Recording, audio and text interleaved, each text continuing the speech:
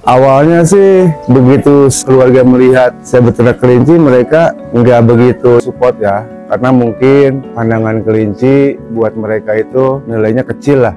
Saya dulu untuk membuat kandang aja sampai harus mendatangi orang yang lagi ngebangun rumah untuk memanfaatkan bahan-bahan yang sudah tidak terpakai ataupun digunakan. Alhamdulillah saya diberi bahan-bahan, walaupun saya ngasih rokok sebungkus lah buat tukangnya. Saya bawa itu, saya nggak bawanya nggak pakai motor loh. Saya dipanggul gitu kan, yang mana di perjalanan itu kita ngelewat ke titik tempat kumpul dulu kita sama teman-teman, dan waduh nggak kebayang, saya disorakin, saya diketawain gitu kan, ngapain sih kamu bawa gitu.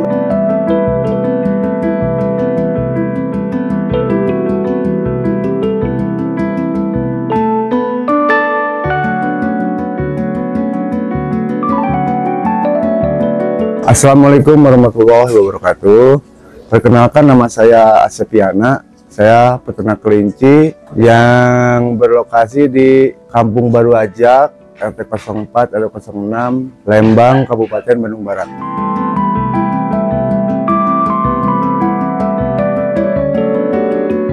Sebelum beternak kelinci, mungkin dulu saya usaha serabutan ya, yang mana mungkin dengan gaya hidup yang tidak karuan, tidak ada planning ataupun perencanaan yang lain. Akan tetapi setelah di kelinci justru saya dengan sendirinya bisa menghilangkan kebiasaan-kebiasaan buruk, terutama sedikitnya ada motivasi-motivasi untuk membangun hidup lebih sehat lagi ataupun lebih bermanfaat loh pada umumnya. Awalnya sih begitu keluarga melihat saya beternak kelinci, mereka nggak begitu support ya, karena mungkin pandangan kelinci buat mereka itu nilainya kecil lah. Akan tetapi justru saya ada hal lain dari usaha beternak kelinci ini, yang mana mungkin waktu dulu saya pernah mengatakan kepada salah satu keluarga saya masih ingat, dulu saya ditanya, apa sih harapan kamu dengan beternak kelinci?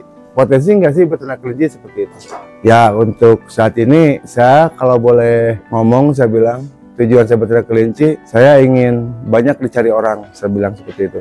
Justru dari saya memulai usaha kelinci ini, usaha beternak kelinci, saya banyak mendapatkan pembelajaran yang mana mungkin dari segi mental terutama gitu kan, yang mana pada waktu itu dengan pergaulan saya yang kurang baik gitu kan, dengan banyak teman-teman yang kurang inilah istilahnya, tapi justru saya dengan beternak kelinci ini saya mendapatkan sebuah pemikiran lain gitu kan, yang mana saya bisa menunjukkan dengan apa yang mereka bilang terhadap saya sendiri untuk beternak kelinci ataupun hal lainnya, dan itu sudah dibuktikan. Seketika teman-teman saya sendiri datang ke tempat saya melihat kepeternakan saya, mereka sangat bangga lah dengan melihat kondisi dan keadaan saya beternak kelinci. Sebenarnya saya kalau beternak kelinci sih awalnya hanya sebatas hobi ya, berawal dari hobi, terus juga seiring berjalannya waktu ternyata banyak yang datang juga nih, para broker, bandar gitu kan, untuk membeli hasil ternak kelinci kita. Nah, saya mulai menghitung tuh di sana, oh ternyata lumayan juga gitu kan, dengan masa kehamilan kelinci yang sangat singkat selama 30 hari, masa dijual pun terkadang masa sapinya usia 45 hari gitu kan. Artinya beternak kelinci ini usaha yang lumayan protek buat saya ya. Saya setelah hitung-hitungan, oh lumayan juga nih. Akhirnya saya jalani dan tekuni, dan alhamdulillah dengan usaha-usaha yang pernah saya lakukan, yang mana mungkin saya sudah bisa menjual kelinci itu ke domestik wilayah Indonesia pada khususnya, terus juga ke luar negeri lah. Hal itu sesuatu hal yang sangat luar biasa buat saya. Dengan produk kelinci, bahan kelinci, kita bisa menjual skala ekspor, dan dari nilainya pun sudah pastilah, yang namanya ekspor kan lumayan ya, di luar risiko-risiko itu. Kalau masalah risiko-risiko, saya sendiri sudah mulai belajar menghitung, dan sampai saat ini tetap saya evaluasi lah tentang hal itu.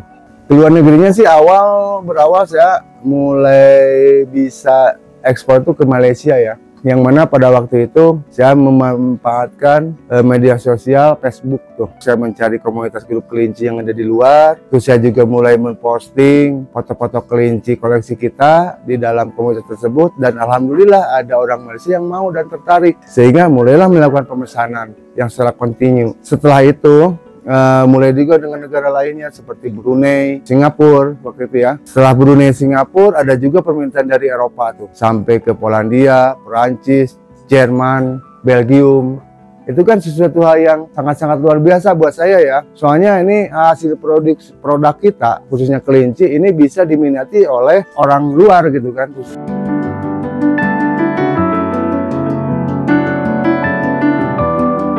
Wah, lumayan berat ya kalau cerita dulu tuh perjalanannya. Namanya kehidupan ya, kadang kita ada masa di mana masa itu ada di titik-titik tertentu ya. Bahkan di titik terendah pun saya pernah mengalami hal dari segi kehidupan saya, khususnya ekonomi ya. Nah, akan tetapi mungkin saya sekarang banyak bersyukur dengan kondisi seperti sekarang ini, yang mana mungkin yang saya sangat syukur itu sampai saat ini saya masih diberikan kesehatan yang terpenting, terus juga mungkin keluarga juga. Selain daripada itu ya alhamdulillah lah, dari usaha apapun mungkin tujuan kita adalah hasil, dan hasilnya tetap saya syukurilah. Awal sekali saya mulai peternakan itu yaitu berawal dari hobi ya. Hobi yang mana mungkin waktu dulu itu yang pertama bermain kelinci itu adalah paman. Dan paman saya waktu itu juga memiliki sebuah kios kelinci di pinggir jalan. Saya teringat waktu itu saya baru menikah, yang mana saya tuh mulai memikirkan usaha apa gitu kan untuk masa depan. Nah, saya main ke tempat paman, walaupun konteksnya waktu itu hanya bermain. Tapi saya dalam konteksnya main ke tempat kios kelincinya paman ini, saya melihat gitu. Dari mulai konsumen yang membeli, cara paman memberikan edukasi tentang kelinci. Di sana saya mulai tertarik ingin mencoba beternak kelinci. Dan saya waktu itu masih ingat ke paman saya meminta kelinci gitu kan, ingin belajar beternak. Paman bilang, kamu bisa ngarit enggak, katanya gitu kan. Tapi saya mencoba apapun itu, siap saya bilang. Coba nih bawa dulu nih 2 ekor katanya kan. Dibawalah 2 ekor. Setelah beberapa hari, karena saya bawanya masih kecil gitu kan, terus penanganannya pun belum tahu dengan pasti, matilah si kelinci tersebut. Tetapi saya datang lagi ke paman, saya ceritain bahwa kelinci mati, tuh kan apa yang dibilang katanya, bahwa pelihara kelinci ini perlu konsisten, kita perlu istilahnya harus berkomitmen dengan diri gitu kan. Artinya kita harus siap merawat, memelihara si hewan kesayangan kita itu. Terus saya juga mencoba lagi, Mang saya mau belilah, saya bilang. Udah, kamu daripada pakai beli kelinci, mending buat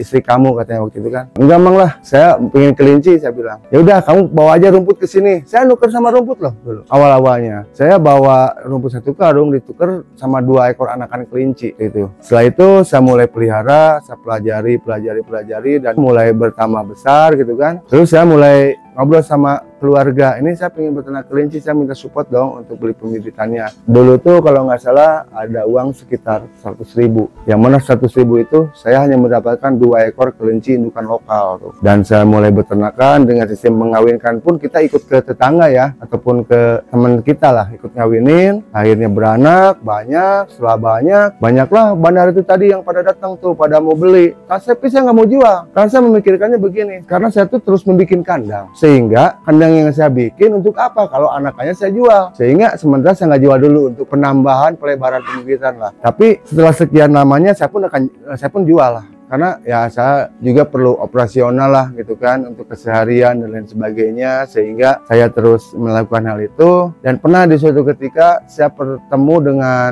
temen dalam ngambil rumput tuh di kebun. Saya ajak main ke tempatnya, ternyata tempatnya banyak kelinci hias gitu kan. Saya tertarik juga ingin peternak kelinci hias. Aduh, tapi harganya mahal nih. Akan tetapi teman saya bilang, nggak apa-apa, kamu kalau mau pelihara bawa aja, kata teman. Tapi saya nggak bawa lah, karena saya ada beban moral gitu kan. Kalau saya seperti itu, pinginnya saya punya sendiri lah. Mau apapun, saya punya sendiri. Karena yang saya pikirkan, beternak kelinci ini adalah hewan yang benar-benar rentan ya. Yang mana mungkin di sini kita butuh penanganan yang secara khusus, ataupun penanganan yang benar-benar ya kayak kita punya bayi aja lah, awalnya seperti itu. Nah, tetapi dengan saya terus bersemangat, akhirnya saya menjual anakan kelinci saya sebanyak 20 ekor untuk ditukar menjadi 2 ekor kelinci hias waktu itu. Semakin banyak dan alhamdulillah banyak ya. Setelah banyak, saya memikirkan nih pasarnya kemana nih gitu kan. Karena saya tipikalnya ingin selangkah lebih maju lah. Walaupun ada bandar broker yang siap nampung, tapi saya memikirkan kalau jual sendiri mungkin keuntungannya lebih gitu, atau kita punya pengalaman sendiri lah, ada kepuasan juga. Kayaknya saya mulai mencari-cari tuh dengan pemanfaatan medsos pun yang bikin teman saya, karena saya gaptek lah, nggak tahu ya. Dalam urusan media sosial waktu itu, teman saya bikinin akun Facebooknya. Saya sempat sampai 2 hari 2 malam nginep di warnet tuh, dengan harapan ingin menguasai dan bisa lah. Tapi ya itu tadi, usaha apapun mungkin tidak akan mengkhianati lah. dengan hasil ya. Akhirnya saya bisa menguasai media sosial Facebook, saya mulai bisa memasarkan di Facebook, dan di sana mulai terjadi transaksi pasar-pasar yang ada di antar pulau, luar pulau, sampai ke luar negeri itu. Setelah ada pasar permintaan antar pulau gitu kan, luar pulau sampai luar negeri, saya memikirkan ini jalur pengirimannya kemana.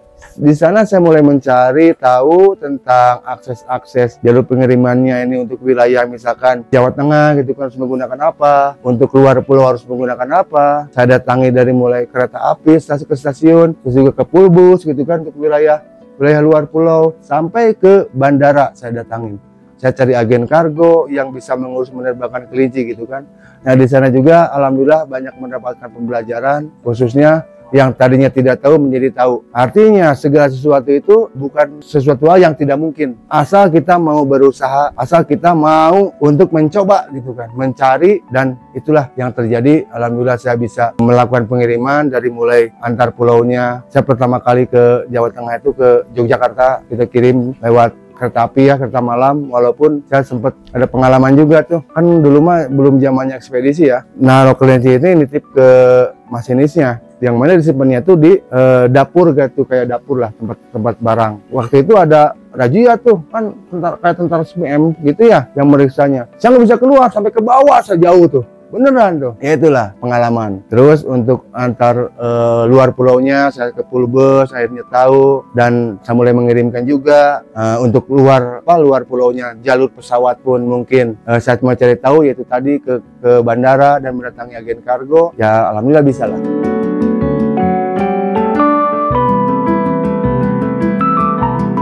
Saya sendiri berternak kelinci mulai di tahun 2007 ya, walaupun awalnya sih di 2004, tapi seriusnya di 2007. Kenapa serius di 2007? Karena 2007 ini yang saya anggap walaupun belum banyak, walaupun dari segi fasilitas belum maksimal, tapi saya anggap udah cukup lah. Sehingga saya mulai memberikan nama peternakan saya itu Arya Aditya Rebetri. Dan kenapa saya kasih nama Arya Aditya Rebetri? Arya Aditya ini adalah nama anak saya yang pertama, dan saya beri nama Arya Aditya Rebetri sampai sekarang nih. Dan dari 2007 itu saya mulai melakukan penjualan, transaksi penjualan kelinci dan beternak, juga mencari pasar. Ya itu awal ekspor saya di 2008-2009 sampai 2010-2011 sampai sekarang ini. Tapi sekarang ini mungkin ada kendala ya untuk ekspor karena terkait regulasi, khususnya untuk negara Filipina, tapi untuk negara lain masih aman lah. Wah, itu pengalaman yang benar-benar luar biasa. Saya sampai sekarang masih teringat. Saya sering ngobrol sama keluarga juga tentang awal memulai beternak kelinci itu seperti apa. Saya dulu untuk membuat kandang aja sampai harus mendatangi orang yang lagi ngebangun rumah gitu kan, untuk memanfaatkan bahan-bahan yang sudah tidak terpakai ataupun digunakan. Karena saya waktu itu kan berpikiran punya duit daripada dibeliin bahan, mending dikasih ke istri ataupun dibeliin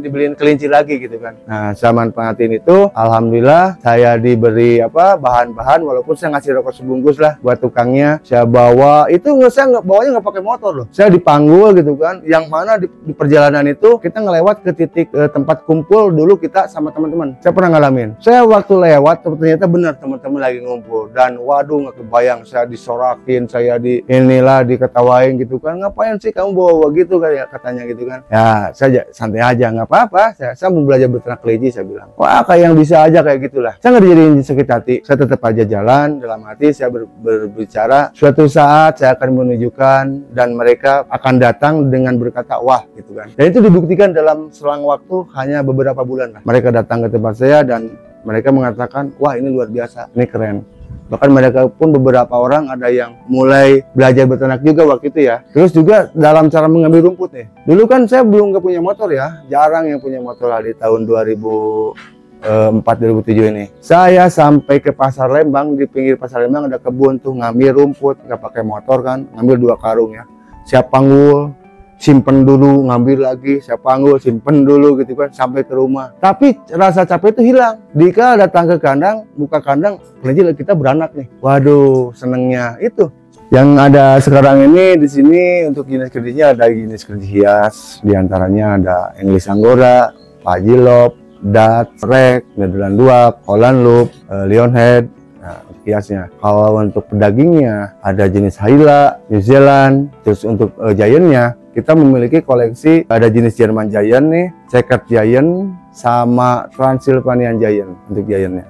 Kalau yang di peternakan di sini kapasitasnya hanya cukup untuk 200 ekoran lah. Tapi kita memiliki tempat kandang di beberapa titik seperti tempat pariwisata, di tempat mall gitu kan. Yang mana kelinci-kelinci kita di sana kita simpan juga untuk dijadikan sebuah pelajaran ataupun edukasi lah buat tamu-tamu, pengunjung, baik itu pengenalan tentang kelinci ataupun berinteraksi langsung dengan memberi makan kayak gitu.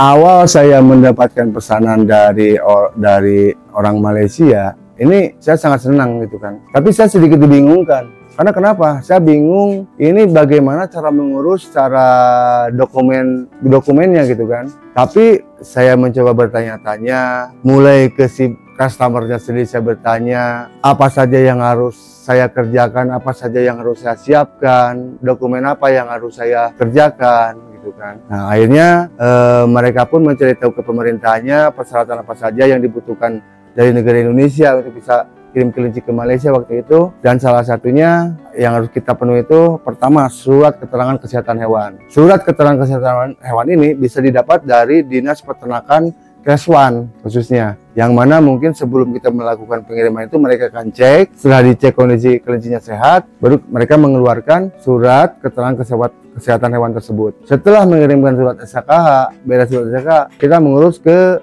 karantina. Karantina hewan ini adalah tugasnya selain mengeluarkan surat, tapi juga mengecek kembali mengenai kelinci yang akan diekspor. Setelah dicek aman, kondisinya sehat, baru mengeluarkan surat karantinanya untuk diteruskan ke agen kargo yang mengurus penerbangannya secara legalitas, biar legalnya jelas lah.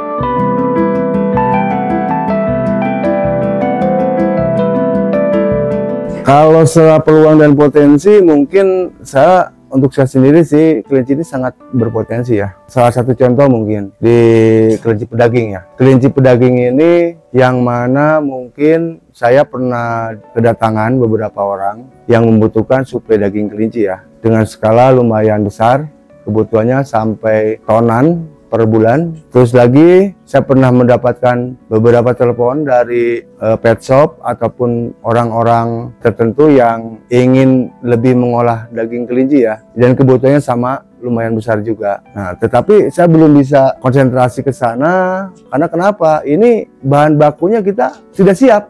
Akan tetapi juga mungkin kalau kita bisa bekerja sama dengan pihak pemerintahan gitu kan, dari mulai pemerintah setempat sampai ke pusat, untuk seyogianya bisa mensupport kita dari segi pembibitan. Terus kita inginnya di kita ini ada breeding center kelinci, yang mana mungkin hasil dari breeding center ini bisa dimanfaatkan untuk dibagikan kepada peternak-peternak atau masyarakat yang membutuhkan bantuan pembibitan kelinci. Nah setelah itu akan terjadi banyak, kita koordinir, bikin kemitraan.